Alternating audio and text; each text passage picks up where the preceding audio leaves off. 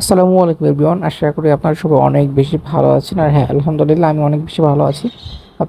আর প্রতিদিন সকালে যে কাজগুলো আমাকে করতেই হয় সেগুলোর মধ্যে অন্যতম প্রধান কাজটি হলো এদের ট্রে পরিষ্কার করা। ট্রেগুলো প্রথমেই নামিয়ে নিচ্ছি, নামানোর পর সেগুলো পরিষ্কার করে আবার জায়গা মতো ঢুকিয়ে দিলাম। এরপর হচ্ছে আমাদের বাচ্চাদের জন্য কিন্তু সফটগুলো গরম করতেছি। চুলায় বসায় রেখে সেখানে আমাদের যে খাবারগুলো সিডলিংস ময়লা খাবারগুলো সেগুলোকে প্রথমে পরিষ্কার করে নেব।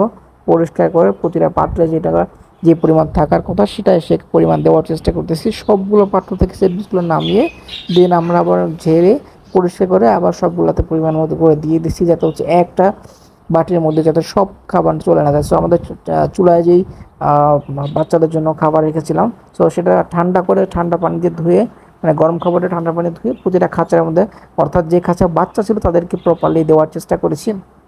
আপনারা দেখতেই পাচ্ছেন খাবারটা একদম পরিষ্কার এবং সাথে পাত্রটা কিন্তু অবশ্যই পরিষ্কার রাখতে হবে। সো আমি সেটাই করেছি এবং হচ্ছে লাস্ট যে খাঁচা ছিল সেটার মধ্যে আমি খাবারটা দিয়ে দিলাম। এখন হচ্ছে খাবারগুলো পরিষ্কার করা হয়ে গেছে। এখন খাবারগুলো আমাদের ব্যাগ থেকে বের করতে হবে।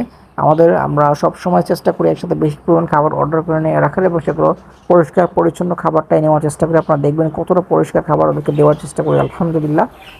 এবার হচ্ছে প্রতিটা বাটিতে সঠিক পরিমাণে খাবার ডিস্ট্রিবিউশন পাখি অনুযায়ী পরিমাণ মতো খাবার দেওয়ার চেষ্টা করতেছি এবং প্রতিটা খাঁচার মধ্যে যাতে সবগুলো খাবার পৌঁছাতে পারে সেটা এনশিওর করার চেষ্টা করেছি।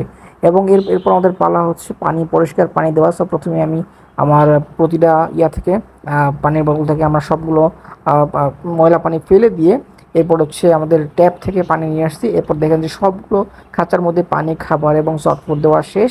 এখন আমাদের কাজ হচ্ছে বারান্দায় যাওয়া। বারান্দায় আমাদের যে কিছু গাছ ছিল, প্রথমে আমরা কিন্তু সেই গাছগুলোতে পানি দেওয়ার চেষ্টা করতেছি, যাতে হচ্ছে প্রপারলি গাছগুলো বেড়ে উঠতে পারে।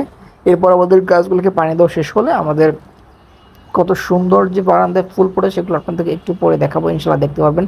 এবং অবশ্যই আপনারা একটা কমেন্ট করবেন মাশাআল্লাহ। এবং যাদের আমাদের ভিডিওগুলো ভালো লাগে অবশ্যই আপনারা একটা লাইক দিবেন।